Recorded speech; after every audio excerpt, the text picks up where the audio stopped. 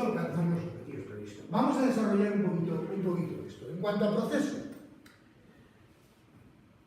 hablamos de un proceso porque no es un hecho aislado. No hacemos una cosa y la dejamos y tal, sino que tiene que tener una estructura. Vamos desarrollando esa estructura, poco a poco.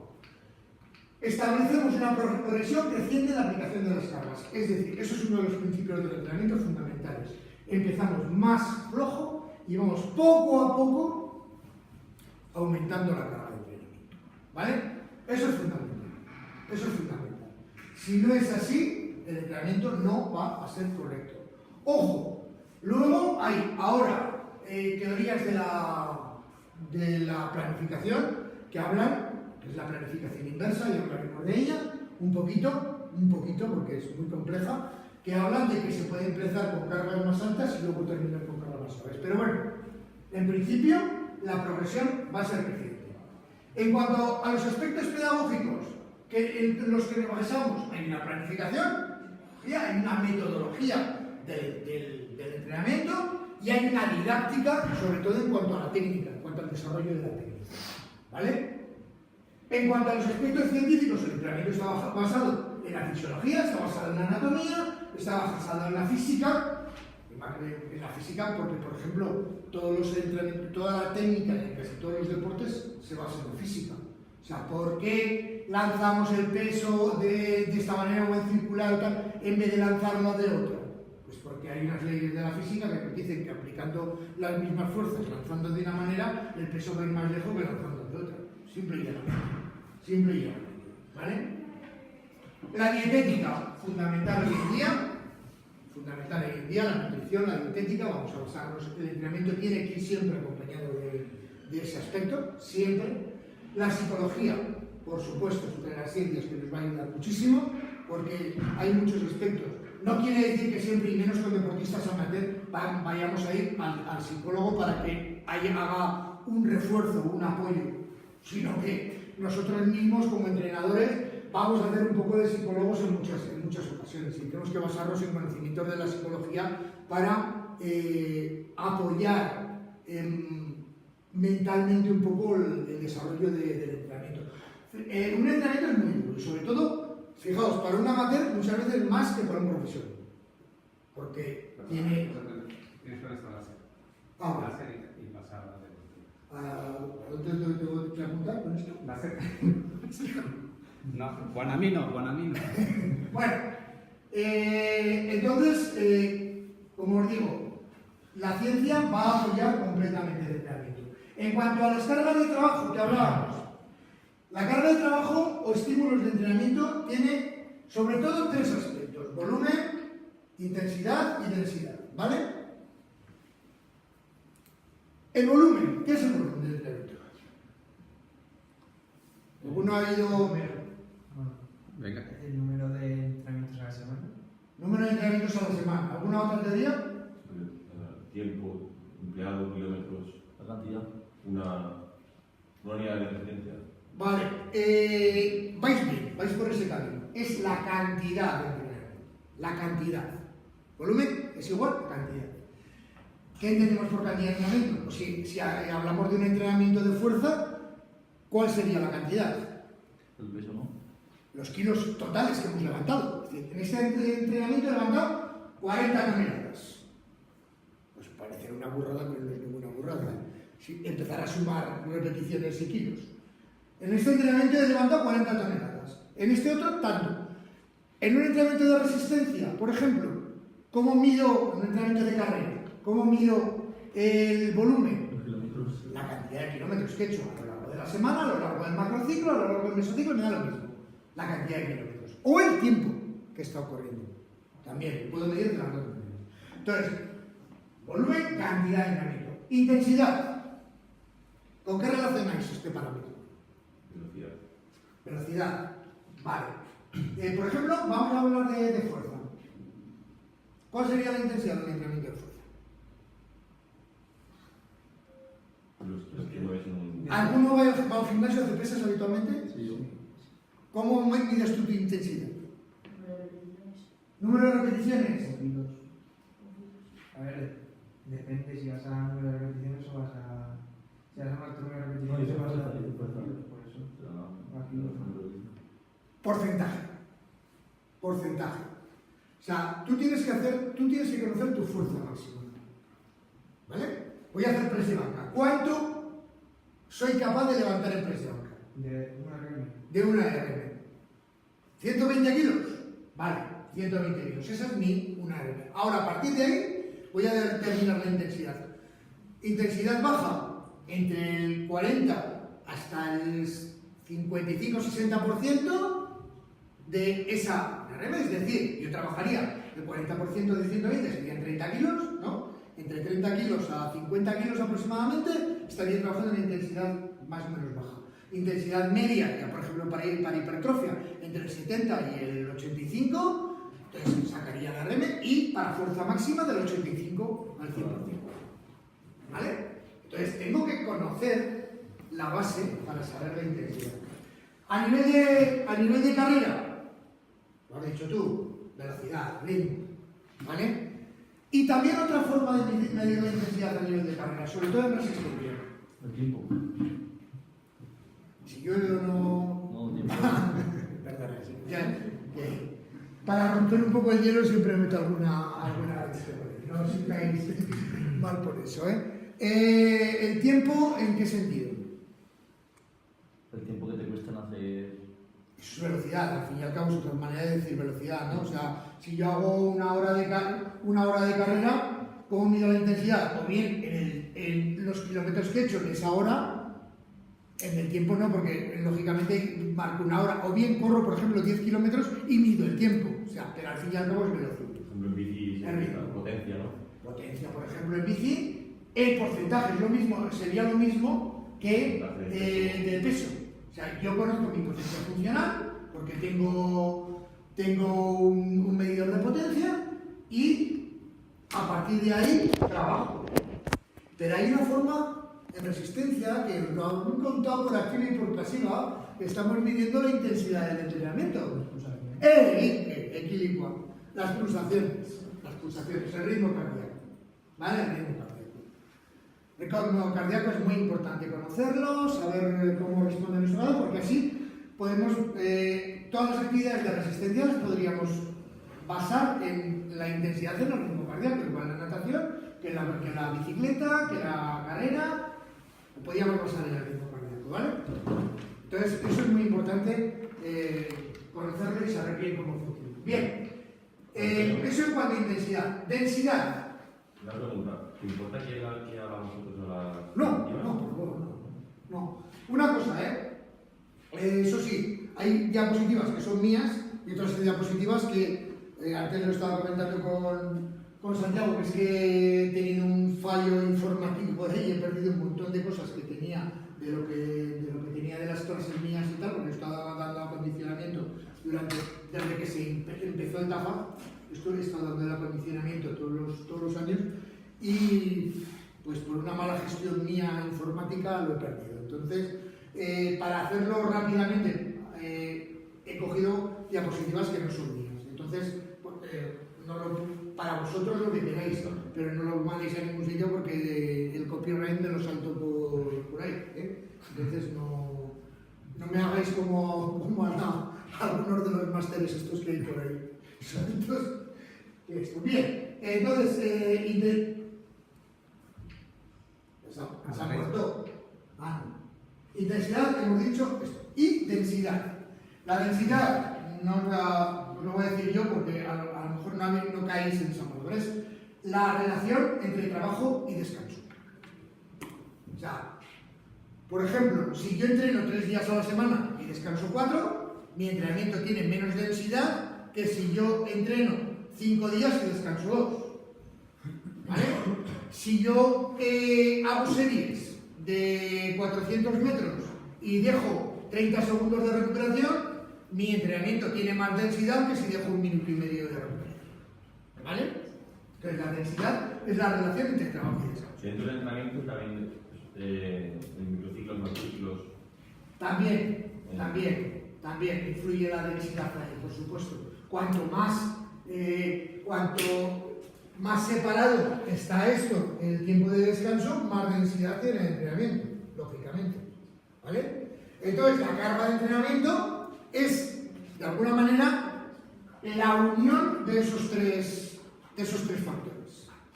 ¿Vale? Fijaos, volumen. Me voy a correr 1 hora.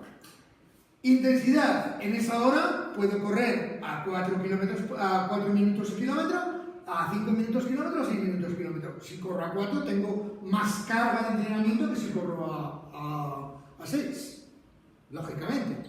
Y después, si al día siguiente me voy otra vez a hacer y no dejo la recuperación, tengo más densidad de entrenamiento. Entonces, todo eso sumado es lo que nos va a dar la carga de entrenamiento.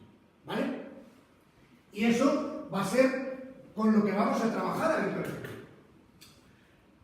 El tema de dentro de nuestras posibilidades. ¿Cómo conozco yo las posibilidades de una persona? Evaluándolo. No tengo 3 narices. Si no lo evalúo, entonces, para evaluar lo que tenemos, primero, test. Bueno, antes de eso, incluso,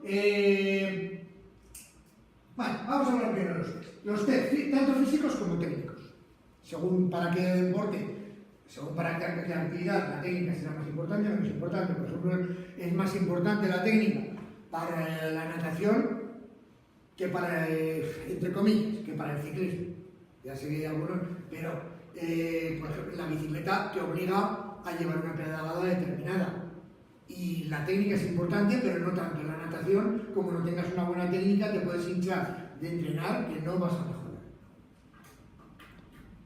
Porque es así. O sea, es un deporte mucho más técnico.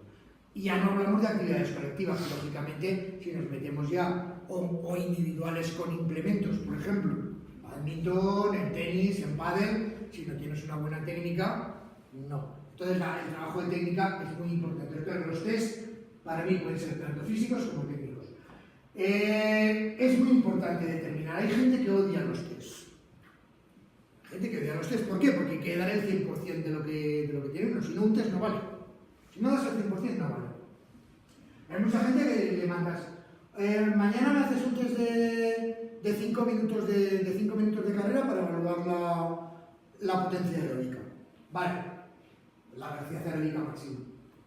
Oye, es que lo hice, pero estaba un poco cansado y me he dado... No me vale para nada. No me vale para nada. O lo haces al 1000% o no me vale para nada. Porque si no, no puedo realmente determinar las cosas. ¿Vale? Entonces, y luego, otra cosa. Siempre se tienen que hacer bajo las mismas circunstancias. O sea, no me vale un día. Si hace un viento de petín y me bajo a las pistas, resulta que en una parte de la pista voy frenado completamente, en la otra me lanza el viento. No es lo mismo que un día que no haga viento. Entonces siempre hay que buscar las mismas circunstancias y el mismo estado físico para hacer los test. Y siempre hacer el mismo test. No quiere decir que un día vayáis a un curso de reciclaje, una conferencia, lo que sea, y veáis un test que se os ilumine la mente y digáis, ¡ostras! Este test lo voy a aplicar, vale, pero empieza a aplicar ese a partir de ahí y sigue siempre después con el mismo. No os pase, a mí me ha pasado. Y hay veces que la velocidad aeróbica máxima, que hablaremos si acaso de ella en algún momento, la evalúo con una carrera entre 5 a 7 minutos, al máximo. 5 a 7 minutos al máximo. Vale. Empecé con 7 minutos, después dije, bueno, voy a probar la de 6 porque así, y ahora estoy haciendo 5.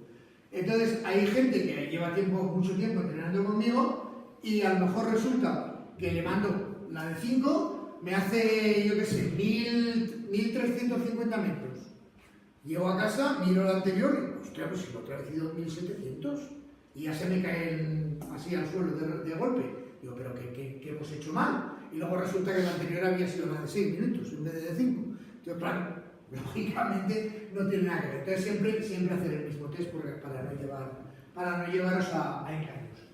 Muy importante, porque si no sabemos la condición inicial de una persona, no podemos trabajar con ella. Es lo mismo que la intensidad no la sabemos manejar. Para manejar la intensidad necesitamos saber la condición inicial, si no es imposible. La edad. No es lo mismo trabajar con 20añeros que con yayos como yo, ¿vale? O sea, eso es así. Entonces, tenemos que tener en cuenta la edad de cada persona en cada momento para trabajar de una manera y trabajar de otra. Fundamental. La disponibilidad, otra de las cosas que en amateurs es fundamental, en profesionales, disponibilidad todo el día. Me dedico a eso, vivo de eso. Algunos, no en todos los deportes, desgraciadamente. ¿Bien? No todo el mundo cobra como los futbolistas. Pero la mayoría de los profesionales disponibilidad está. Pero resulta que tengo un padre o madre de familia que tiene 3 hijos, que tiene una jornada laboral de 10 horas y que, pues vamos a ver, ¿dónde le meto a esta persona en entrenamiento? No es lo mismo que una persona que a lo mejor pues, se dedica a una actividad que puede tener 3-4 horas libres al cabo del día, aparte de las de dormir, por supuesto, y podemos trabajar con ella de otra manera. Entonces la disponibilidad es fundamental. Fundamental. Y luego, por último, conseguir los objetivos. Mantener el calendario de competiciones, lo que os he dicho al principio, y qué tipo de objetivo buscamos en cada aspecto. O sea, todo esto es entrenamiento. Si no cumplimos, si no valoramos todas estas cosas, no estamos realmente entrenando. Estamos haciendo ejercicio físico, pero no estamos entrenando. ¿Vale? ¿Qué coñazo que soy? Entonces, un poco en esta diapositiva vemos un poco lo que estamos en un escenario presente, donde estamos, ¿vale? A través de Ahora te funciona. A la derecha izquierda del botón no. A través de la planificación, no, lo que no funciona de vez en cuando es el láser. A través de la planificación y de la periodización, vamos a ir a un escenario futuro, que es donde queremos llegar, y esa planificación está basada en un programa de entrenamiento y de competiciones, ¿vale? Entonces, un poco, la planificación se basa en un diagnóstico inicial, una elaboración de esa planificación, una ejecución de esa planificación y, por último, una evaluación de esa planificación. ¿Cómo hacemos la evaluación?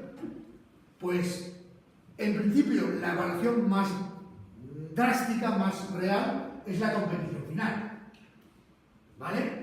Pero, antes de llegar a esa competición final, tengo que hacer evaluaciones intermedias. Tengo que ir evaluando todo el proceso cada cierto tiempo. Y cada cierto tiempo tengo que hacer test. Porque si yo he hecho las cosas bien, os voy a poner el ejemplo del press de banca. Si yo he hecho las cosas bien y mi atleta en principio tiene 120 kilos en el press de banca, si yo he hecho las cosas bien, dentro de 3 meses va a tener 140. O 130 o 125, depende de cada uno. Pero ha tenido que mejorar. Si no ha mejorado, es que algo no he hecho bien. Algo no hemos hecho bien. Yo digo hecho bien porque casi siempre me suele echar la culpa a él. Yo tengo esa mala costumbre. Pero bueno, ¿de acuerdo? Entonces, hay que ir evaluando el proceso poco a poco. Aunque la evaluación final va a ser la competición principal, la competición para la cual me estaba preparando. Eso es un poco, entonces, digamos que esta diapositiva es la que nos da la imagen real de lo que va a ser la planificación, de lo que va a ser todo el proceso de planificación.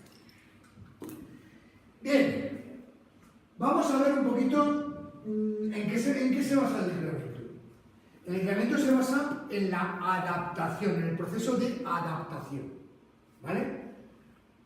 Nosotros poco a poco nos vamos adaptando al entrenamiento. El entrenamiento no es ni más ni menos, os voy a poner un poco el ejemplo de las enfermedades. El entrenamiento es una vacuna.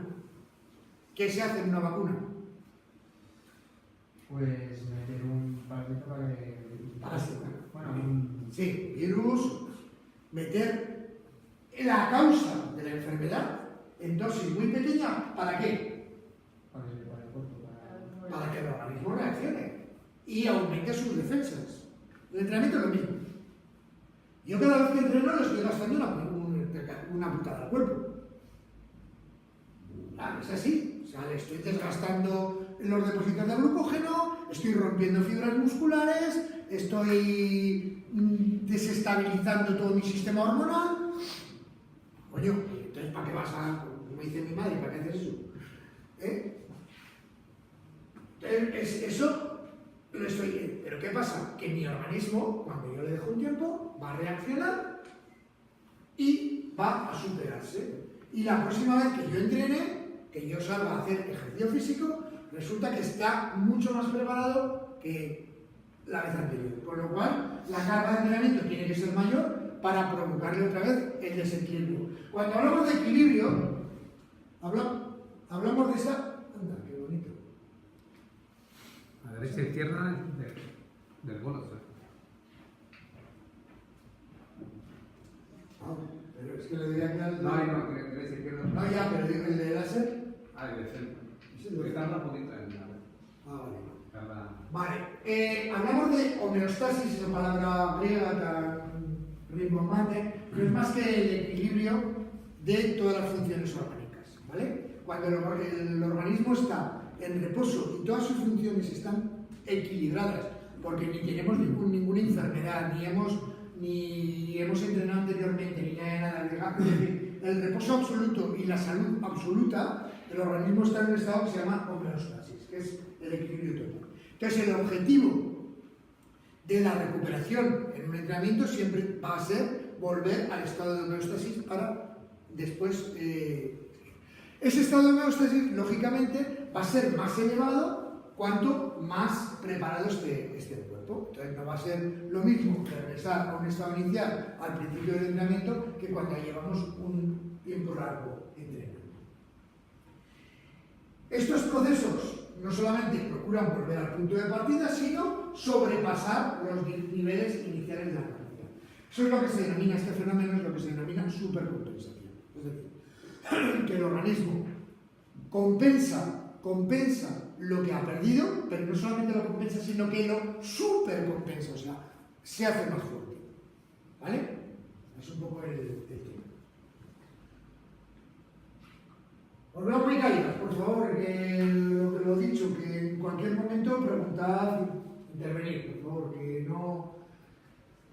Desde el punto de vista deportivo, la adaptación la entendemos como las modificaciones de órganos y sistemas del deportista provocadas por el tipo específico de ejercicio físico practicado y que tiene como objetivo adecuar las capacidades funcionales del organismo a las cargas y al tipo de trabajo realizado. Vale, explicamos un poco esto.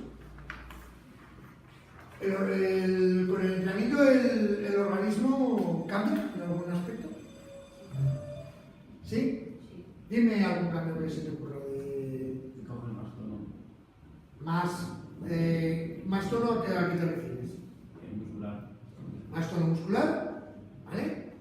Más resistencia. ¿Cómo se llama el desarrollo de la fibra muscular? Hay una hipertrofia muscular, ¿vale? Hay una hipertrofia muscular, una de las más, pero es que eso se ocurre. La presión arterial. ¿Perdón? El metabolismo cambia, por supuesto. Hay más gasto de energía, cuanto más cosas. La presión. La presión arterial también. Un dolor de sangre de ejercicio. Vale. Más cosas. La capacidad cardiovascular. La capacidad cardiovascular aumenta. ¿Veis? Todo eso son modificaciones del propio organismo que ha procurado el entrenamiento. Eso es una adaptación. Eso es una adaptación. ¿De acuerdo? El tipo específico de ejercicio físico. ¿Sufre la misma adaptación el organismo en un entrenamiento para un velocista que en un entrenamiento para un fondista? No. Cambia totalmente. Entonces, la especificidad del ejercicio va a marcar las adaptaciones. Fundamental. Bien, entonces el objetivo es adecuar las capacidades funcionales a las cargas de entrenamiento, a ese volumen, intensidad y densidad que estábamos hablando. O sea, según apliquemos las cargas, el organismo va a reaccionar de una manera, va a reaccionar de otra. ¿Qué es lo que regula el entrenamiento? Seguimos... Sí, vas bien ahí. No, digo que sí, que como son nada, luego estamos seguimos y luego cuando acabemos, aunque sea antes, lo dejamos, ¿no? Rutina, que sabemos podemos tirar de... Vale, entonces si luego ponemos los dos descansos, pues mejor que sí. Vale. Hay una serie de leyes y principios que regulan la adaptación al entrenamiento y todo el proceso de entrenamiento. En cuanto a leyes, hablamos de la ley de intensidad o ley del umbral, el SGA, síndrome general de adaptación o teoría del estrés, la ley de la supercompensación y los principios del entrenamiento deportivo. Esto es lo más coñazo que os voy a dar. Realmente creo que la sesión que viene es un poco más aplicable a los distintos tipos de planificación y demás, y hablar de las distintas estructuras de mesociclos, de microciclos y tal, os será más entretenido que esto. Pero es que si no entendemos esto, no entendemos el entrenamiento. Ese es un poco el tema. Entonces, vamos a ir un poco viendo cuáles son cada una de ellas y por qué hablamos de ellas. La ley de intensidad, la ley del umbral. No, lo que ha dicho José Antonio es verdad, que esto es el meollo. No se puede hacer matemáticas sin números. No se puede escribir sin palabras. Esto es el ABC de cualquiera que se meta a hacer una planificación de un entrenamiento o comprender cómo el entrenamiento. Esto va a ser denso, no va a ser coñazo, para mí siempre ha sido una cosa fascinante. No, sí, y véndelo como tal porque... Para mí también. Lo que pasa es que luego, a la hora de aplicar, conozco un poquitín lo que es la mentalidad sobre todo de la gente joven y tal, que lo que se quiere es algo inmediato que lo puedas aplicar, y esto es un poquito, pues, para profesionales. La base, si no, esto no... es solo para profesionales. Si no, un no cliente no puedes. tiene que saber de esto, pero un profesional sí. Si no, por ejemplo, le dominas esto. Bueno, vamos a hablar un poquito de la ley del umbral. La ley del umbral nos dice que, primero, lógicamente, hemos aplicado unos estímulos. Esto es el nivel inicial de rendimiento, ¿vale? ¿Cómo determinamos el nivel inicial de rendimiento? Acabamos de decir hace un momento. Realizando un test, ¿no? Con los test para saber dónde está esta persona, ¿vale? Nivel inicial de rendimiento. Estímulos, que son las cargas de entrenamiento. Ese estímulo entendemos con las tres variables: intensidad, densidad y volumen. Si el estímulo es más pequeño que lo que nos marca el nivel inicial de rendimiento, ¿qué sucede? Que no entrenamos. No hay adaptación. No hay adaptación. No hay ningún tipo de respuesta de lo Aquí vienen con los porcentajes. Efectivamente. Del peso máximo. Viene con los porcentajes y viene con la cantidad también de entrenamiento. O sea, con la carga en total, ¿vale? De entrenamiento. A ver, por ejemplo, si me voy... A ver, no entrenamos, pero sí que podemos usar este tipo de estímulos para recuperar. Ojo, ¿eh?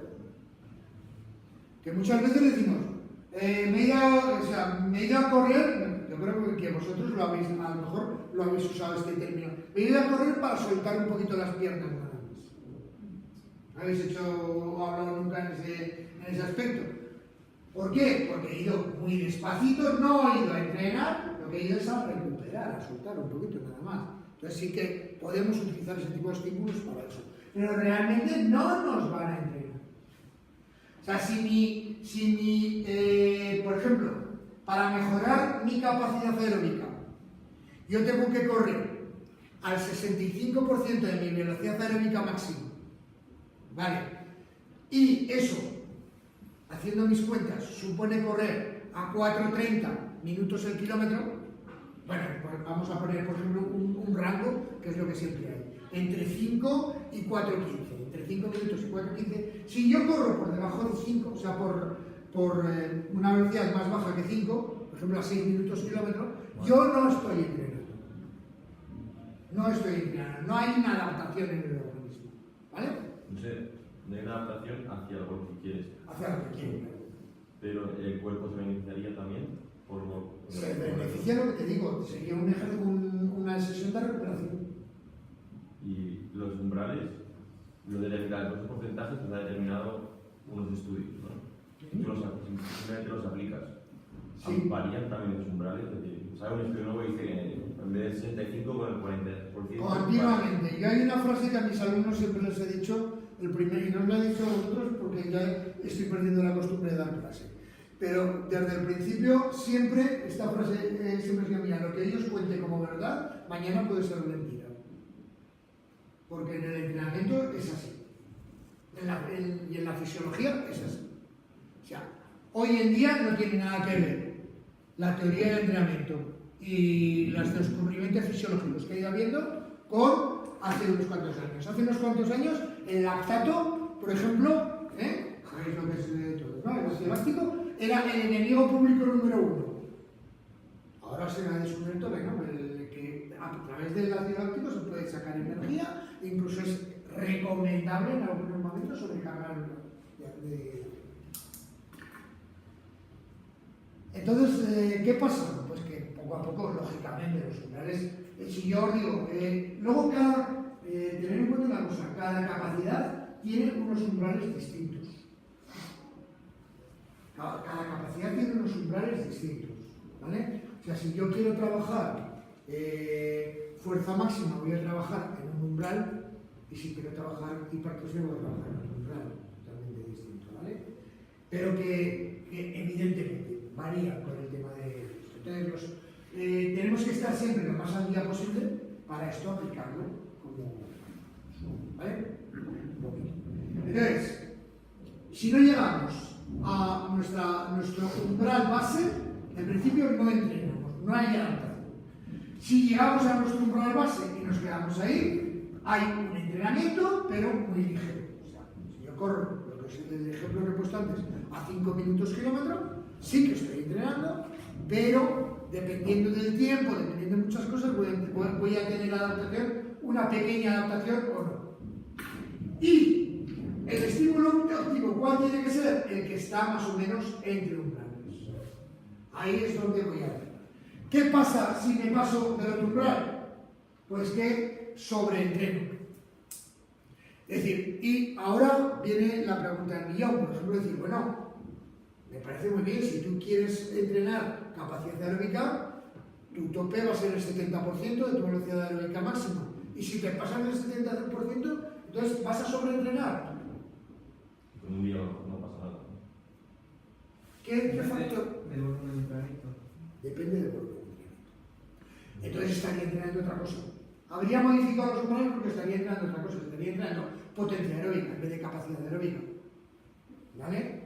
Entonces, si yo me paso del 70% y hago series al 75% o estoy haciendo un entrenamiento continuo intensivo al 75 o al 80%, si yo respeto el tiempo de entrenamiento y los descansos, no me voy a sobreentrenar, sino que estoy trabajando otra cosa. O sea, he modificado los umbrales.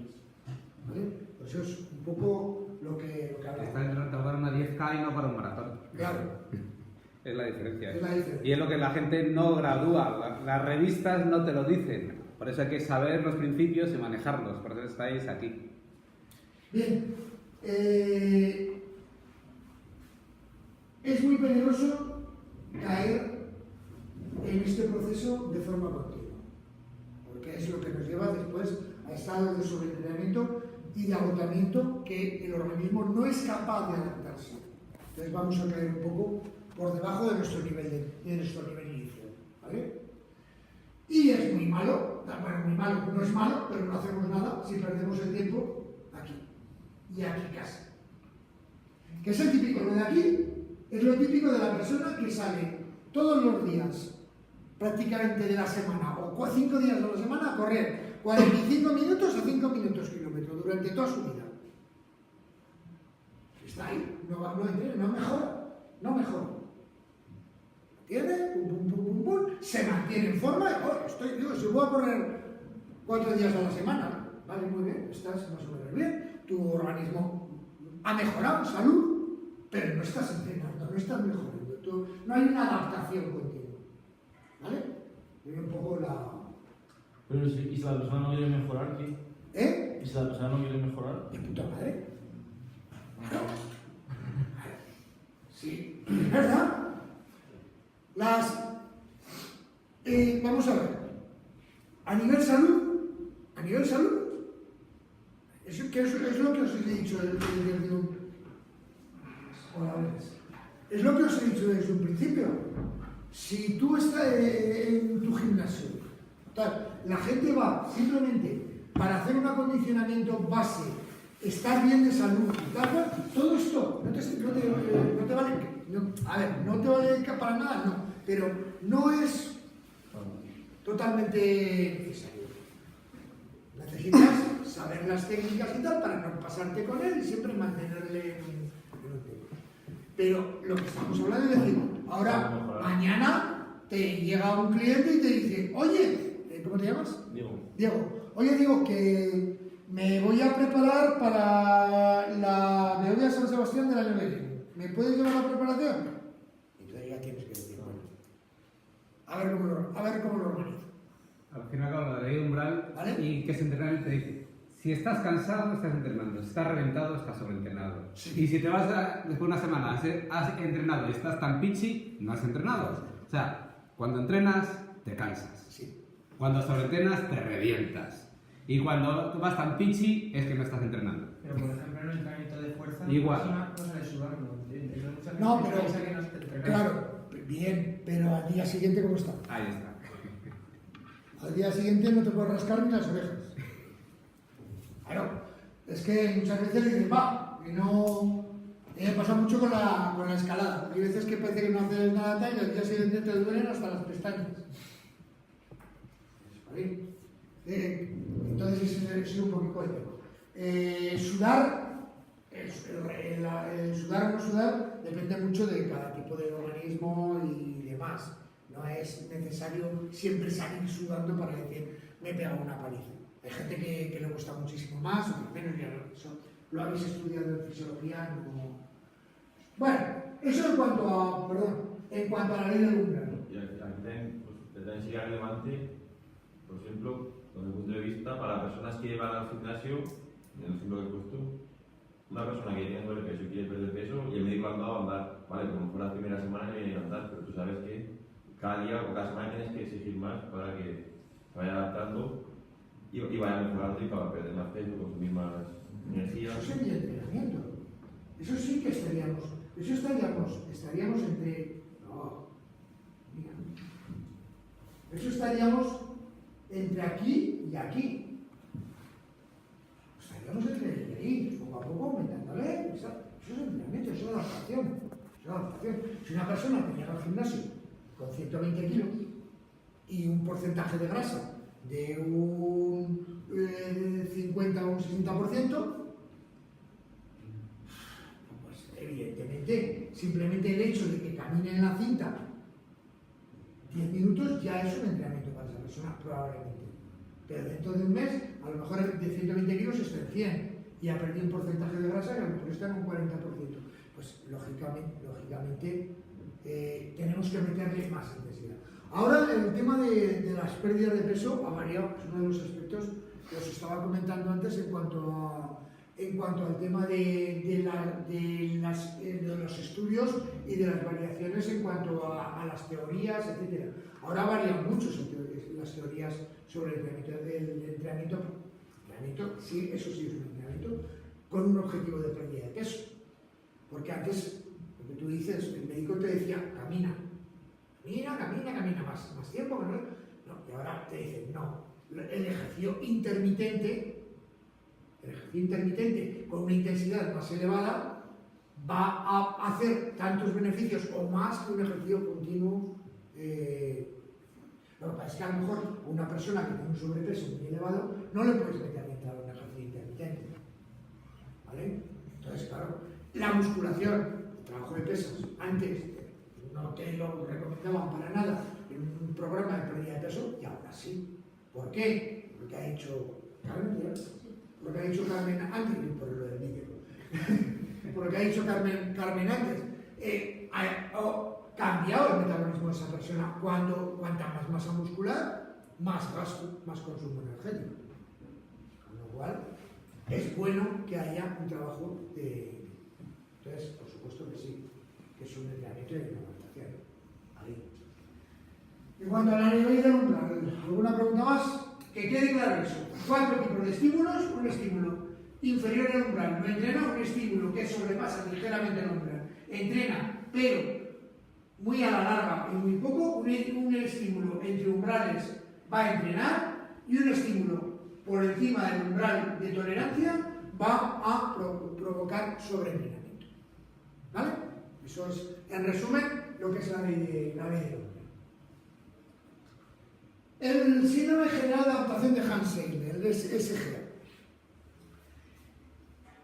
¿Qué nos dice esta teoría? Nos dice que cuando hay la aplicación de un estímulo, se genera un estrés en el organismo y por tanto una fatiga. Entonces, los niveles iniciales bajan. Cuando nosotros sometemos al organismo a una carga, el nivel inicial de condición física baja. Después de un cierto tiempo de recuperación, no solo volvemos al nivel inicial, sino que se produce una supercompensación. ¿Vale? Se produce una adaptación del organismo y una mejora de los sistemas orgánicos para prevenir que después pueda volver a tener esa fatiga. El organismo reacciona, es lo mismo que os he dicho con la vacuna. El organismo reacciona y dice, a ver, me pongo una coraza y la próxima vez que vengas, yo ya estoy preparado. Lo que pasa es que tú llegas y en vez de meterle con una espadica pequeña, le metes una espada más grande. Y entonces vuelves a generar lo mismo. ¿Vale? Eso es un poco lo que nos dice el síndrome general de adaptación. Es el conjunto de respuestas funcionales, adaptativas inespecíficas, no exclusivas de un solo órgano o sistema corporal. Tener en cuenta una cosa, y luego lo veremos en los principios del entrenamiento. Todo entrenamiento va a afectar al conjunto del organismo, aunque sea muy específico. Sí que, por ejemplo, si estamos entrenando fuerza, va a afectar más al sistema muscular, pero al sistema circulatorio no le afecta. Sí le afecta. ¿Y al sistema endocrino no le afecta? Claro que sí. Y hasta la resistencia, están haciendo estudios que se incrementan entre un 10 y un 15% la capacidad aeróbica por entrenar fuerza. Entonces, no solamente hay una respuesta específica. ¿Cuál sería la respuesta específica a un entrenamiento de fuerza? Hipertrofia y, por una parte, fortalecimiento de tendones y tal. Eso sería una respuesta específica, pero es que aparte de esa respuesta específica hay una serie de respuestas inespecíficas que hay que tenerlas siempre en cuenta también. Entonces eso se responde ante cualquier estímulo de entrenamiento, ¿vale? Que altera el equilibrio orgánico. Para que altere el equilibrio orgánico vamos a la ley del umbral. ¿Cuál altera el equilibrio orgánico? El que va a superar el umbral inicial, si no, no lo va a alterar, ¿vale? Entonces la curva, si es pequeñita, el estrés es bajo, la supercompensación es baja. O sea, esa sinuosidad cambia según el tipo de estímulo que Si pongas. nosotros aquí el estrés que hemos hecho Es pequeñito. muy pequeñito, la subida supercompensación se quedaría pequeñita. más pequeñita. Es proporcional, es que es importante esta historia. Pero, No, claro, si te pasa, claro, al revés. si superas ese segundo umbral, ya estás sobreentrenando. Entonces, en lugar de Si tú supercompensar, si tú caes aquí muy abajo, probablemente no llegues otra vez al equilibrio. ni al equilibrio, estás por debajo. Ahí está. ¿Vale? Eso es un poquito el tema. Es que es lógico, pero a veces no somos conscientes cuando entrenamos ese umbral. Y esto es el key de la cuestión de un entrenador. Esto es lo más importante. ¿Vale? Entonces aquí hay referencia solo a las adaptaciones inespecíficas. Sí. Las específicas, por ejemplo, la carrera que has dicho, la capacidad aeróbica, eso no estaría dentro del síndrome general. Sí, también. pero lo que pasa es que aparte de mejorar tu capacidad aeróbica, por ejemplo, si has sido en carrera, tu tren inferior va a sufrir alguna modificación muscular. Sí. Claro. Entonces eso sería una adaptación inespecífica. Pero ahí comprende un poco todas las adaptaciones, ¿vale? Todas las adaptaciones. No solo las específicas, sino también de decir, de todo el organismo, ¿vale? Ahí se refiere a las adaptaciones de todo el organismo en general, tanto específicas como inespecíficas, ¿vale?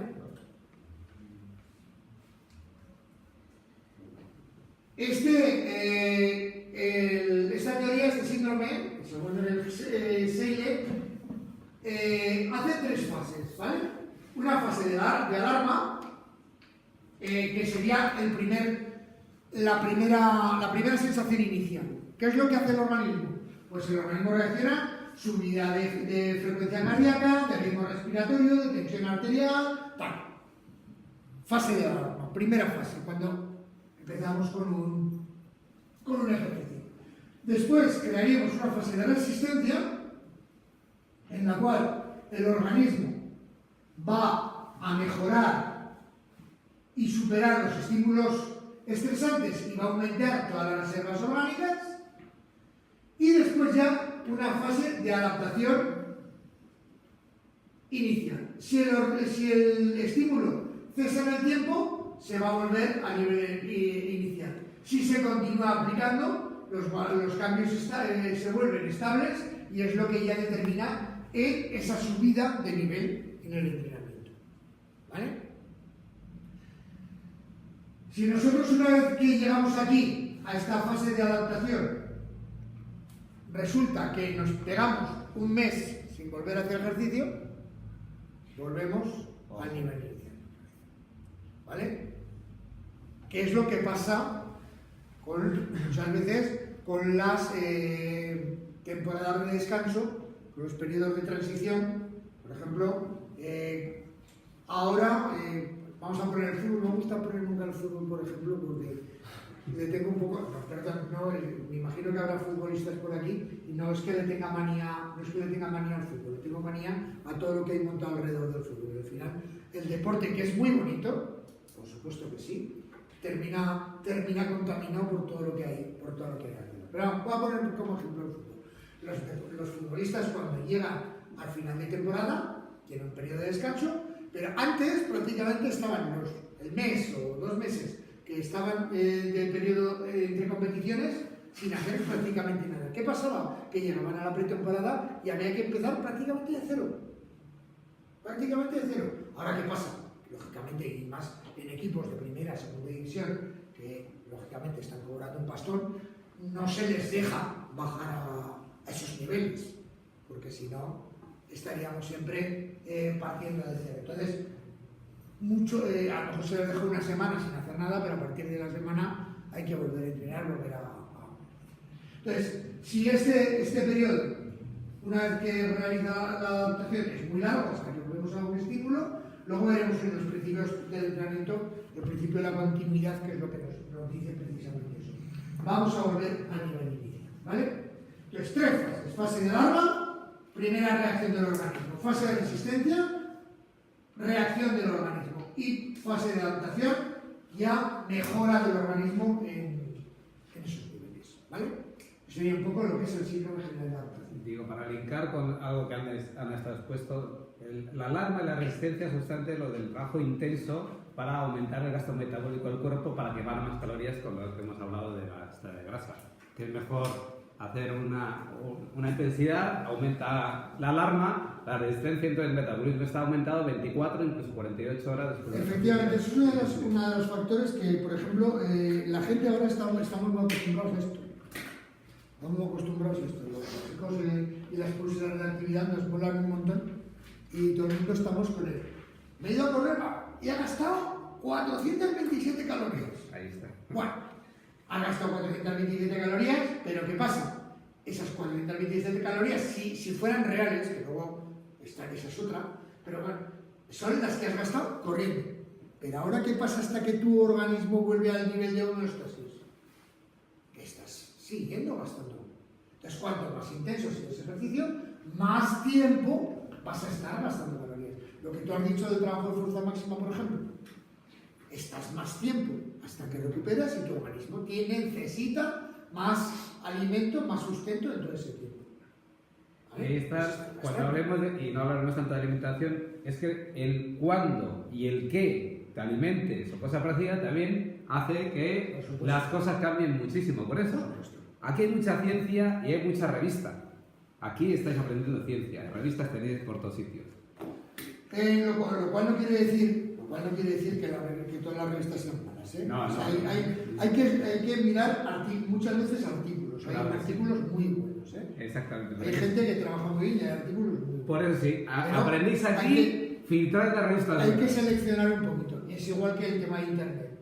O sea, cuando vosotros hacéis un trabajo o cualquier cosa, vale, cogéis de Internet. Internet es una fuente de conocimiento bestial. ¿Por qué? Porque hay un montón de gente, muchos de ellos altruistas, que están volcando sus conocimientos en Internet. Pero no quiere decir que todo sea verdad. Entonces hay que seleccionar mucho. Bien, eso en cuanto a la segunda ley. Hemos visto la ley del umbral, la ley del SGA. La frecuencia del estímulo, ¿cómo va a repercutir? El estímulo sin descanso suficiente, el organismo, si no tiene la recuperación suficiente, el rendimiento va a disminuir. Si repetimos el estímulo después de un descanso demasiado largo, el efecto del entrenamiento desaparece y volvemos al nivel inicial. Y si repetimos el estímulo después de un descanso adecuado, se produce el fenómeno de la supercompensación y el organismo está preparado para cargas superiores. Eso es la conclusión del SGA, ¿vale? Prácticamente. ¿De acuerdo? Bueno, y pasamos a la última fase, que son los principios del entrenamiento deportivo. Perdona, es que has saltado rápido, pero lo que diferencia un buen entrenador a un mal entrenador no son las cargas, sino los descansos óptimos para las cargas. Eso es la diferencia entre el buen y el mal entrenador. Las cargas es fácil de darlas. Facilísimo. Las cargas es fácil, porque conociendo el nivel inicial y conociendo los umbrales de cada capacidad, no hay ningún problema. O sea, yo quiero trabajar capacidad aeróbica, sé la velocidad aeróbica máxima del individuo, sé sus pulsaciones máximas y sus pulsaciones mínimas, pues entonces lo tengo muy fácil. Trabajo del 65 al 70%, sé que voy a trabajar la capacidad aeróbica. Es cuestión de matemáticas, saco las cuentas y digo, mira, tienes que correr tanto tiempo a tal velocidad, punto. Pero ahora después, ¿cuánto tiempo le aplico de descanso? Para que esa capacidad... Y luego hay otra historia, pero ahora veremos cuando hablemos del principio de la continuidad y de la recuperación o de la alternancia de las cargas, hablaremos un poquito más de ello, ¿vale? Más intensamente de ello. Bueno, los principios del entrenamiento son las máximas o normas genéricas que rigen la correcta aplicación del entrenamiento. Y además hay que aplicarlas todas, o sea, cualquiera de estos principios que no se aplique, el entrenamiento falla. Cualquiera de ellos. No están todos y alguna gente lo llama de otra manera. Si vais buscando por ahí, veréis 40.000 cosas. Yo los he seleccionado un poco en estos, que para mí son los más importantes, ¿vale? Y bueno, hablaremos de ellos, pero ya os digo que si vais a otras fuentes, probablemente veáis otras estructuras. Los dividimos en dos tipos de principios, los principios pedagógicos y los principios científicos. Principios pedagógicos son aquellos que, lógicamente, tiran de lo que es la pedagogía para establecerse, y los principios científicos son los que están establecidos en base a la fisiología del organismo, cómo funciona y cómo. Vamos con los principios pedagógicos, son los principios, los tres, estos hay más, por supuesto, el de la planificación, sincronización o sintonía y de participación activa y consciente. Y en cuanto a los científicos, individualidad, progresión, continuidad, recuperación, interacción entre las cargas o unidad funcional, la variedad, multilateralidad y especialización. Vamos a ir uno por uno, vamos a verlos. No sé si nos van a dar tiempo, y si no, pues ya hablaremos el próximo día. En cuanto a los principios pedagógicos, los paso un poco más rápido porque realmente son mucho más fáciles de entender. El principio de la planificación. Para eso estamos aquí. O sea, el entrenamiento tiene que tener una planificación. Ese sí es el principio. Es decir, si no tenemos un calendario completo, no lo dividimos en los macrociclos, mesociclos y microciclos, y no tenemos unos objetivos, el entrenamiento no funciona. No hay entrenamiento. Entonces, ese es el primer principio. Todo entrenamiento tiene que tener una planificación. No se puede entrenar sin planificación. Y para eso estáis vosotros. ¿No? Ojo, Ya os he dicho desde un principio, esto es un poco elemental. El que esté interesado en este tema tiene que ir a la vía federativa, por decirlo de alguna manera. Realmente, el que esté realmente interesado en el entrenamiento, fuera de lo que es el ciclo, tiene que decir, bueno, ¿a mí qué me gusta? ¿El triatlón? Me voy a hacer entrenador de triatlón. Me voy a la federación. ¿Qué hay que hacer para hacerse entrenador de triatlón? Pues mira, para el nivel 1 tienes que hacer esto, para el 2 esto, para el 3 esto. Pum, pum, pum, me saco los 3 niveles y me dedico a entrenar triatlón. Y me dedico a entrenar triatlón con todas las consecuencias, sabiendo mucho de triatlón. ¿Vale? Aquí no podemos de ninguna manera haceros sino daros unas bases generales y a partir de ahí, si se despierta vuestra curiosidad, a mí me gustaría meterme en el mundo del entrenamiento, porque me gusta mucho el ciclismo, me gusta mucho las carreras por montaña, que están muy de moda ahora, me gusta lo que sea, pero me voy a meter y voy a aprender a entrenar bien esto, ¿de acuerdo? O sea, que no es, esto no vale para decir, ya me pongo a entrenar como un loco, ¿de acuerdo? Es una cosa que tenéis que tener muy clara. La formación aquí se os da para el mundo del fitness. Luego, a partir de ahí, si alguien quiere realmente meterse en entrenamiento, tiene que buscar su vía. O sea, eso está claro. Bueno, el principio de la sincronización o sintonía, fundamental. Yo he tenido algunos problemas, no muchos, pero algunos problemas con ese aspecto. El entrenador tiene que confiar plenamente en el atleta y el atleta tiene que confiar plenamente en el entrenador. Y la comunicación tiene que ser continua. Si no es así, el entrenamiento no funciona. No funciona. Tú puedes ser el mejor entrenador del mundo y te puedo llevar al mejor atleta del mundo. Como el atleta no crea en mí y yo no creo en el atleta, adiós muy buenas.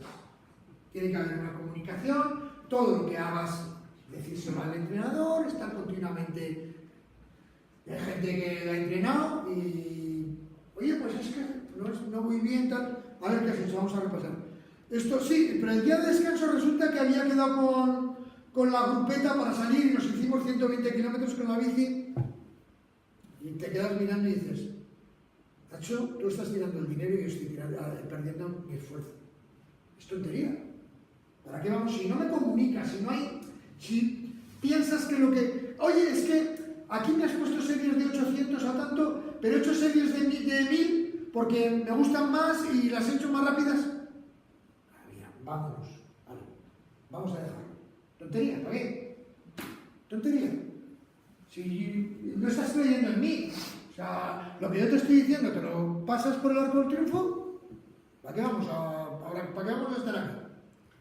Un ejemplo es el Tony Nadal y Nadal con su tío, una confianza plena. Claro. O de Carolina Marín con Fernando, su entrenador. Cuando hay una confianza absoluta, llegan a lo máximo.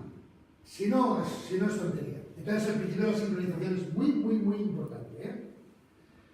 Otra de las cosas que no se entiende muy bien, el principio de la participación activa y consciente.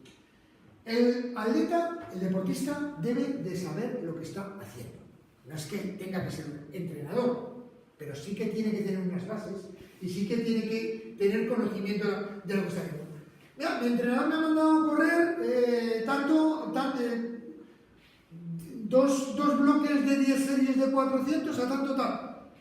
¿Qué está desarrollando él? Pues, si no, por lo menos, oye, pues estoy desarrollando la potencia aeróbica, o estoy desarrollando la capacidad anaeróbica, o estoy desarrollando un poquito, que no, ya digo que no tiene que ser un entrenador, pero sí que tiene que participar un poco en ese proceso. Sí que tiene que tener claro un poco ese proceso.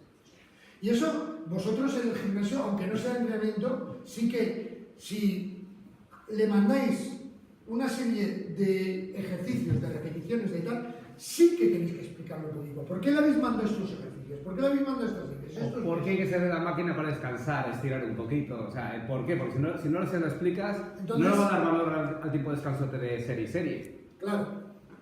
Entonces, un poquito, ahí ese principio es importante y muchas veces no se hace. A mí me han dado esto en el gimnasio, me han dado esta tabla, y yo la sigo, bueno, pero te han explicado un poco el por qué. Esta tabla es importante, Bueno, eso en cuanto a los principios pedagógicos. Los fisiológicos. El primer principio para mí mí, el principal. Lo he puesto primero porque yo creo que tenemos que conocer a la persona. Cada persona es diferente. Cada persona es diferente. Entonces no podemos aplicar. Ese es un problema de lo que decía Santiago antes de las revistas. Yo me cojo el Sport Life y me voy. Mejora tu tiempo en 10K. Mira, tengo que hacer esto. Me voy, papá. Cojones, ¿no? Pero, ¿de qué base partes? ¿Cuánta disponibilidad tienes? ¿Qué edad tienes? ¿Qué altura? ¿Qué peso tienes? ¿Qué altura? ¿Ven? Yo no puedo ir así por las buenas. Tengo que mirar un poquito a ver lo que soy, ¿no? Entonces, cada individuo es diferente. Entonces, el entrenamiento debe ser individualizado siempre, adaptado a las características propias y específicas de cada individuo. Nunca se deben utilizar programas de entrenamiento iguales para dos personas distintas. Ojo, yo puedo entrenar a 5 personas y mandarles la misma estructura de entrenamiento. Sí, pero las cargas de entrenamiento van a ser diferentes. ¿Vale? Entonces, a uno le puedo mandar más intensidad, a otro menos, a otro más descansos, a otro menos, dependiendo del conocimiento de cada uno de esas personas. Entonces, la forma de conocerlo, ya lo hemos visto antes, en los test, el hablar con él, de ver la disponibilidad, conocer un poco su background deportivo, su historial deportivo, todas esas cosas hay que saberlas. Y por eso, este principio para mí es quizá el más importante, el de la individualización. Si yo no conozco al individuo, no respeto las características individuales de cada persona, el entrenamiento no me va a funcionar. Entonces, siempre entrenamiento individualizado, siempre.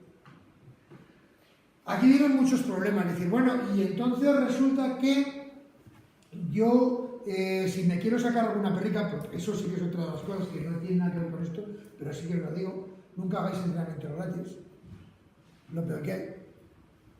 Por 2 razones. Primero, porque la gente no valora vuestro trabajo. Aquí en este mundo, desgraciadamente, lo que no se cobra no se valora. Y segundo, porque si una persona paga, dice, joder, me iba a saltar este entrenamiento, pero coño, es que estoy pagando y es otra historia. Bueno, hay mucha gente que paga el gimnasio y luego no va. Eso también es verdad. Pero si pagas siempre un poco y segundo, porque cuesta profesión, joder, porque si no sacáis el dinero de lo que habéis estudiado para sacar, pues no hacemos nada. Entonces, siempre hay que cobrar en ese sentido. Entonces, si vosotros tenéis un grupo muy grande porque no cobráis demasiado, y entonces es mucho más difícil mantener el principio de la individualización que cuando uno es un entrenador personal, que lleva una persona solita que le está cobrando 60 euros la hora y bueno, se está dedicando exclusivamente a él o a ella. Entonces, lógicamente, ahí sí que se puede sacar mucho más, se puede aplicar mucho más el principio de individualización. No tiene más historia. Fundamental, el entrenamiento personalizado, individual. No se puede hacer de otra manera, ¿vale? El principio de la progresión. Las cargas se tienen que aplicar de forma gradual y progresiva. Tenemos que ir de lo más fácil a lo más difícil, de lo más suave a lo más intenso, de lo más corto a lo más largo, casi siempre. ¿Vale? Entonces el principio de la progresión es muy importante. Si queremos mejorar nuestro rendimiento, no podemos entrenar todos los días igual. Las cargas de trabajo deben aumentar progresivamente. ¿De acuerdo? Eso es lo que me dice el principio de la progresión. Para que haya una adaptación continua, si volvemos al SGA, para que haya una adaptación continua, las cargas tienen que aumentar progresivamente. ¡Ojo! ¡Ojo! No podemos aumentar las cargas siempre. Eso también hay que tenerlo en cuenta. O sea, por sistema, esta semana tiene que tener menos carga que la semana siguiente. Depende. Depende. No siempre. ¿Vale? Depende del estado de cansancio del individuo, depende de muchas cosas. Y ojito, con cuánto voy a aumentar. O sea, si esta semana el individuo le mando a correr 40 minutos, a la siguiente obligatoriamente van a ser 45, van a ser 44, van a ser cuánto. ¿Vale? Eso es muy basado en el principio anterior, en la individualidad. Hay gente que admite subidas más rápidas, hay gente que hay que ir mucho más lento con él. Entonces eso lo tenemos que saber. Pero siempre tiene que haber una progresión, una elevación gradual de las cargas. ¿Cómo elevamos la carga? ¿Cómo podemos elevar la carga? ¿Qué tres factores hemos visto en la carga de entrenamiento? Volumen, intensidad y densidad. Pues cualquiera de esos factores que modifiquemos, que aumentemos, va a aumentar la carga. ¿Vale? Entonces, podemos aumentar la carga con más tiempo de entrenamiento, podemos aumentar la carga con más intensidad de entrenamiento o podemos aumentar la carga con menos descansos. ¿Vale? Cualquiera de ellos varía, o los tres a la vez, o dos, depende, eso cada uno lo tiene que hacer. Principio de la continuidad. Estímulos, volvemos al SGA. Estímulos de entrenamiento muy separados en el tiempo no entrenan. Los estímulos de entrenamiento deben repetirse de forma continuada para mejorar, para lograr mejoras en el rendimiento. Y estímulos muy cercanos en el tiempo sobreentrenan. Cuando veamos el principio de alternancia entre las cargas, os diré una cosilla, entonces me la callo ahora. Importante, muy importante la continuidad. O sea, si no hay continuidad, no hay entrenamiento. Eso está claro. ¿Hay que entrenar todos los días? No, porque a veces estamos... Bueno, no. Depende. Pero si sobrecargamos, porque tenemos estímulos muy cercanos, vamos a sobreentrenar. Pero es muy importante, sobre todo, no dejar de entrenar durante tiempos largos. No dejar de entrenar durante tiempos largos. Porque si no, no vamos a entrenar. Pues vamos. Ya llevamos tres. Respetar las características del individuo, individualidad. Respetar la progresión del entrenamiento, ir de menos a más, siempre, y de forma continua. Principio de la recuperación o de la alternancia entre las cargas. Los periodos de recuperación son importantísimos para que el organismo reaccione.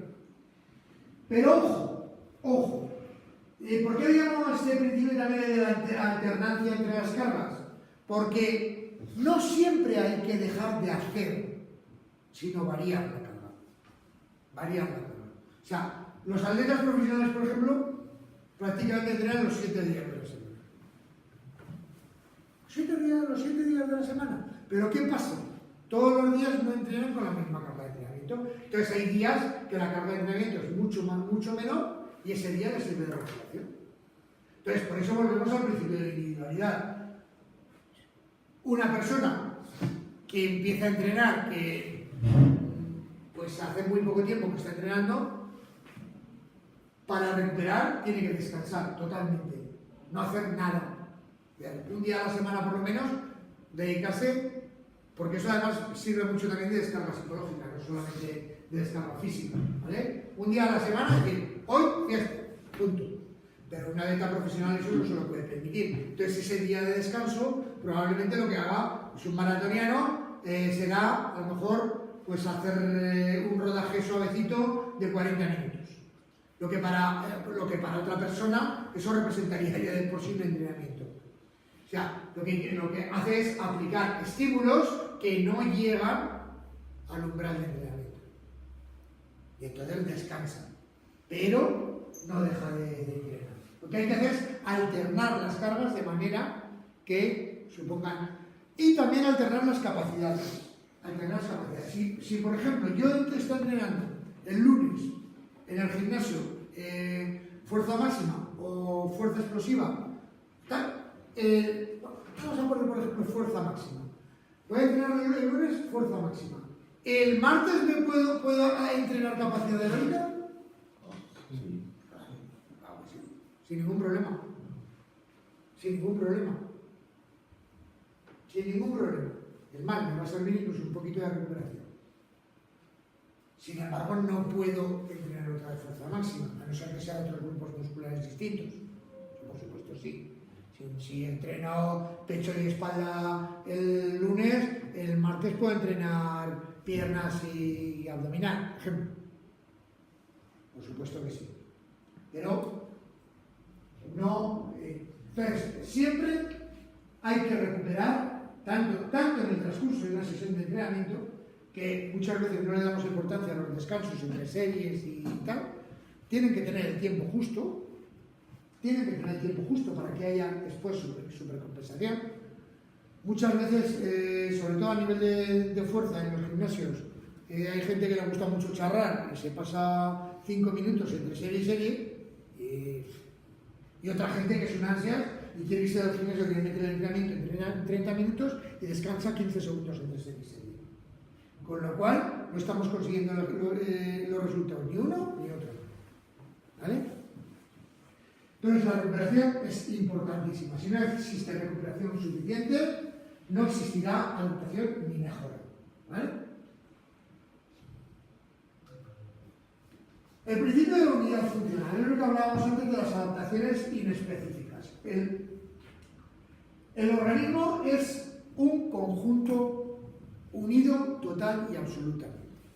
Imagino que Santiago se habrá machacado el cerebro mucho con el tema de las fascias. ¿Vale?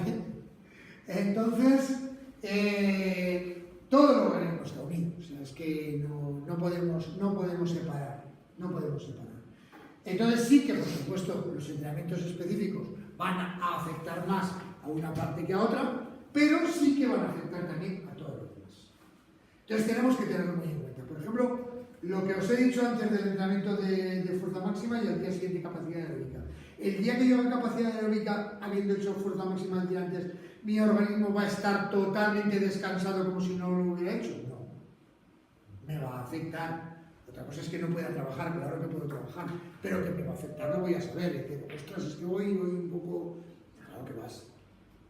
Porque el día anterior has estado machacando y, lógicamente, no vas a estar igual. Entonces, el organismo funciona como un todo, absolutamente, ¿vale? Todos los órganos y sistemas, y tanto los procesos físicos y los psicológicos. Nunca se puede olvidar el tema mental. Muy importante, muy importante.